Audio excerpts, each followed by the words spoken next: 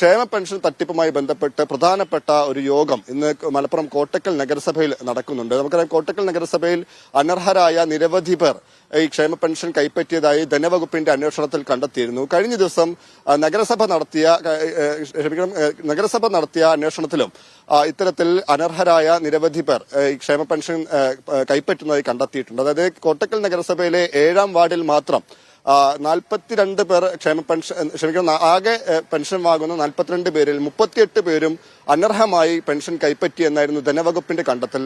അത് ശരിവെക്കുന്ന തരത്തിലാണ് ഇപ്പോൾ കോട്ടക്കൽ നഗരസഭ നടത്തിയ അന്വേഷണത്തിലും കണ്ടെത്തിയിരിക്കുന്നത്. അതായത് ഈ 38 പേരിൽ 27 പേർ ഇപ്പോഴും അനർഹമായി ക്ഷേമ പെൻഷൻ കൈപ്പറ്റുന്നു. 11 പേരുടെ ക്ഷേമ പെൻഷൻ പലപ്പോഴായി പല കാരണങ്ങളാൽ റദ്ദായി പോയിട്ടുണ്ട്. അതിൽ തന്നെ ഈ BMW കാറുള്ള ആൾ, അതിന്റെ ഉടമ, ഒപ്പം തന്നെ ഡോക്ടറുടെ മാതാപിതാക്കൾ, വിമുക്ത ഭടന്റെ പെൻഷൻ വാങ്ങുന്നയാളുടെ ആശ്രിത ഉൾപ്പെടെയുള്ളവർ ഈ ക്ഷേമ പെൻഷൻ കൈപ്പറ്റുന്നതായാണ് കണ്ടെത്തിയിരിക്കുന്നത്. ഈ റിപ്പോർട്ട് സർക്കാരിന് സമർപ്പിക്കുമെന്നാണ് നഗരസഭ ചെയർപേഴ്സൺ അറിയിച്ചിട്ടുള്ളത്. അതുമായി ബന്ധപ്പെട്ട് സർക്കാരിന്റെ തീരുമാനം ഈ അനധികൃതമായി ഈ ക്ഷേമ പെൻഷൻ കൈപ്പറ്റിയതിൽ നിന്ന് 18% പലിശ ഈടാക്കി ഈ തുക തിരിച്ചു പിടിക്കാനാണ് തീരുമാനിച്ചിട്ടുള്ളത്. അപ്പോൾ അതുമായി ബന്ധപ്പെട്ട വാർത്തകൾ കൂടി നമ്മൾ പ്രതീക്ഷിക്കുന്നുണ്ട്. അപ്പം തന്നെ വിലങ്ങാട് പുനരധിവാസവുമായി ബന്ധപ്പെട്ട് KCBCയുടെ ഒരു പ്രഖ്യാപനമുണ്ട്. വിലങ്ങാട് പുനരധിവാസം സർക്കാർ തലത്തിൽ കാര്യക്ഷമമായി നടക്കുന്നില്ല എന്ന ആരോപണങ്ങൾക്കിടെയാണ് KCBC ഇത്തരത്തിലൊരു പുനരധിവാസ പാക്കേജ് പ്രഖ്യാപിക്കുന്നത്. ജിൽസി.